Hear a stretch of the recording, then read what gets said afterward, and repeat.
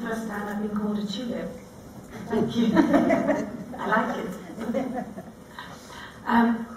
So as Kitty said, this is the first project that's been funded by EURAXESS in terms of looking at intersectoral mobility. I need to have the...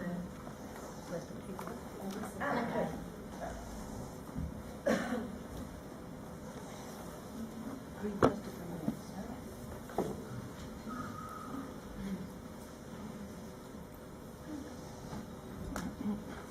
Oh, the big green one. Okay.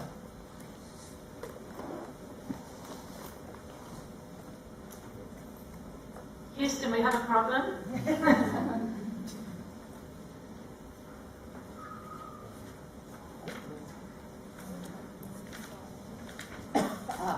Well done, thank you. So the objectives of the EURAXESS project are to identify the needs of employers and researchers in terms of encouraging more intersectoral mobility. We want to be able to provide the EURAXESS network with resources, tools, guides, things that will help them support their institutional engagement in terms of with employers, and also helping their researchers to be more intersectoral mobile. We want to encourage researchers to look at intersectoral mobility as a potential career choice. And I'll say a little bit more about how eager researchers are to do that in terms of the information that's coming back from one of our surveys. And then finally, we want to attract more of industry and employers more widely to come to the EURAXESS portal and post jobs on it and use the resources there. So in terms of looking at the needs of employers and the needs of researchers, we started looking to see what has already been published. So we did several literature reviews to give us a baseline in terms of what do we know about this issue and what has already been developed in terms of support and resources for intersectoral mobility. So one of the first things that came out of the literature review is that academia very much values international mobility more than intersectoral mobility. Excuse me.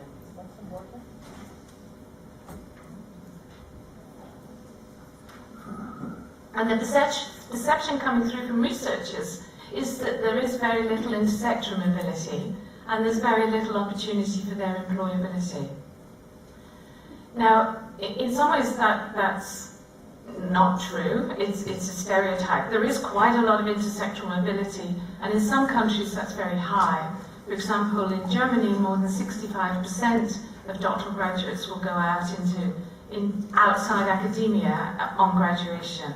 In the UK, the statistics are about 50% and have been for more than 50 years. So there's always been quite a lot of intersectoral mobility there. But I think because most researchers are in an academic environment, they're cloistered from what's happening outside in other sectors. And one of the things that came through quite strongly is there's a lot of information. There's a lot of information about the destinations of researchers, but there's very little that's been done in terms of what were the experiences of researchers who've made that transition. You know, how difficult did they find it?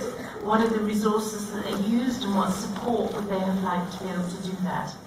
So that sort of validated the fact that we wanted to do a survey of researchers who are now working in other sectors to ask them what their transition experiences were like, so that we could feed that into our project. There's a lot of information in the literature about what are the barriers to it. I think everybody knows how challenging that is, but there's still a lot more needed in terms of practical solutions and practical actions. So what we're doing in this project is that we want to find from institutions really practical, robust examples of where an institution has developed good intersectoral mobility practice and built up good relationships with their employers. And we want to make this on a very practical level, not the anticipation that you need a lot of money to do it. So what are the sort of very small things that you can do that will make the biggest difference? One of the biggest barriers is about the difference in cultures between academia and other employment sectors. And I think that's one of the challenges for researchers. How do we help researchers understand those different cultures so that they can talk the language that's required in order to be more intersectoral and mobile? Because one of the challenges we have as researchers is not many employers understand what a researcher is and what competencies they will bring in terms of being a potential employee. Not yet. It's quite clear in terms of the literature that structures and fundings do help this agenda. So one of the things that we're hoping is happening is that some of the messages will go back to the European Commission and to other funders and policymakers to encourage them to give us more structures and more ability to be able to create those environments where intersectoral mobility happens. The ITNs within the Marie Curies have been hugely successful in exposing doctoral researchers to more employment environments. And this is something that I personally would certainly like to see happen in many more doctoral programs. Because only a little interaction with another employment sector or another employer gives these researchers really good insight in terms of the opportunities that may exist in other employment sectors and an understanding of the different cultures. And then finally, we looked in the literature about what had been done in terms of what are the important competencies that are required for intersectoral mobility. And sorry, I'd like to move on there. Thanks. So we've conducted 4 surveys. We wanted to know from researchers still in academia about their career aspirations, about their understanding of the competencies that are needed in other sectors, about what occupations they've looked at in terms of potential careers. And one of the things coming through strongly from asking researchers what their career aspirations are is that majority is still aspiring to an academic career. Almost 80% have achieved an are looking to achieve an academic career. And we all know that the possibilities of that happening are fairly low. We certainly estimate in the UK that maybe only 10 or 15% will achieve a long-term academic career. So we have to manage that mismatch between their expectations and the likely reality of that happening. And we're hoping that the resources that we're going to develop will help open researchers' eyes about the limitless number of possibilities there are for employment in other sectors beyond academia. Only about just over a third are currently thinking about doing research outside higher education, and even less are looking at other occupations. So it's like, how do we get them to consider these as potential employment? So one of the surveys is looking at surveying employers and asking them what skills and competencies they're looking for when they're looking for highly skilled employees. It's not very, I don't think it's very easy to see this list, but this is a list in terms of prioritization of the competencies that the employers who answered the survey are saying are most important and they most value in their employees. And you can see from that list that there's a lot of them around that there's generic professional competencies around communication, being able to collaborate, a good self-organization, good project management. I was very pleased to see emotional intelligence was fairly high up on that list, because I think that's one of the important aspects that we need to encourage our researchers to reflect on, to think about their own behaviours and how they impact on other people, and how do they build good relationships with colleagues and potential collaborators. So we also asked the same question of the researchers. What do you think employers are looking for in terms of the skills and competencies for highly skilled employees? And this is the list we got back from the researchers. So both of them are seeing problem solving is really important, and that's great because problem solving is one of the things that researchers do exceptionally well. It's almost second nature. Give them a problem and they want to solve it. Interestingly, the researchers put the technical and subject expertise and the research methods much lower than the employers did. And we want to look further in terms of the results of this survey to see what was behind that. It may help if you can look at this. In terms of the highlighted boxes are the ones where there's quite a significant difference in terms of that ranking. And the clear boxes are the ones where there's quite a lot of similarity. So one of the things that we need to unpick is like, what's this telling us in terms of the messages that we need to give researchers to help them match employers' expectations better? Because one of the things we asked in the employers survey was how well do they think researchers are capable of presenting their competencies to potential employers.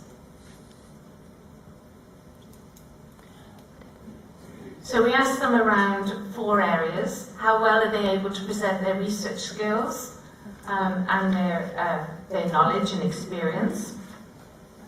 How well are they able to present their personal effectiveness, their self-management, and their people skills? And you can see there's some really clear messages coming out of this in terms of employers' expectations or perceptions of how well they think researchers can do this. So they're doing quite well in terms of their research skills and their personal effectiveness, but it goes down pretty quickly in terms of how well they're presenting their competencies in terms of people skills and communication skills. And in our workshop yesterday, we were talking quite a lot in terms of how do communication skills differ in other employment sectors compared with in academia. Just because you have good communication skills in an academic environment doesn't mean to say that it works as well in terms of other employment sectors. And one of the consequences of not having the communication skills needed to be attractive to employers is it makes it really hard to present yourself through your CVs or through interviews and applications.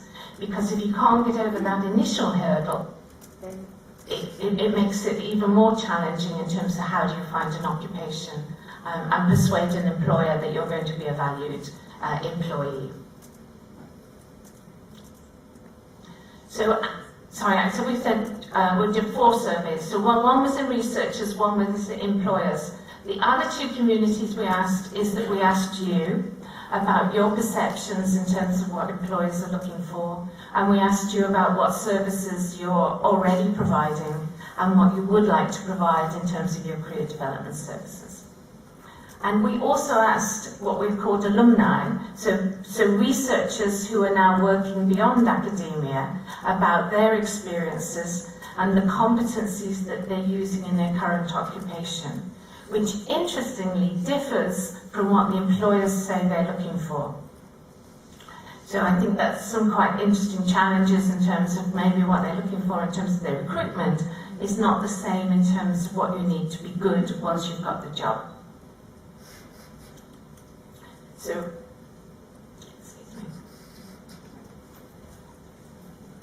Some of the resources that we're currently looking at and developing is around giving you the information in terms of what researchers are looking for. Sorry, what employers are looking for. And if possible, we want to look at that by different sectors.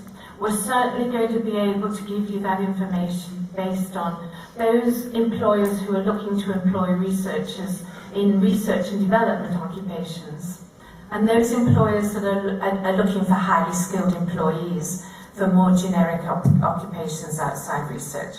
And there's likely to be a difference in terms of what those competencies they're looking for. We've got information in terms of what are the routes by which employers recruit. And what's coming out of that is about the importance of doctoral programs and having strategic relationships with institutions.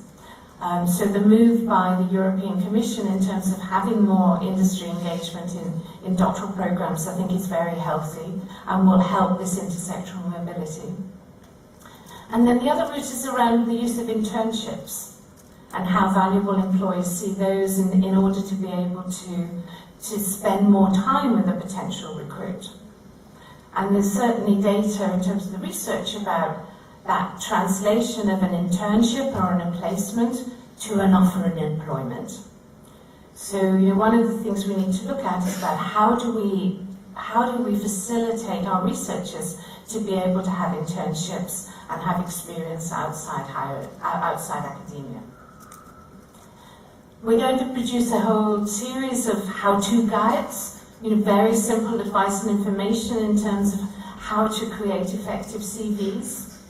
And yesterday in the workshop, I made a plea to everybody in the workshop that one of the things I would like to do is to be able to have examples of CVs from every country, so every EURAXESS bridgehead, that illustrates the difference in your country between an academic CV and a CV for another sector, so a more generic competencies-based CVs. So if you see a request coming through the extranet, then please spend some time thinking about whether you could do that for us for this project, because I think it would be a fantastic resource for researchers if they could go on to the EURAXESS portal and have examples of these different types of CVs.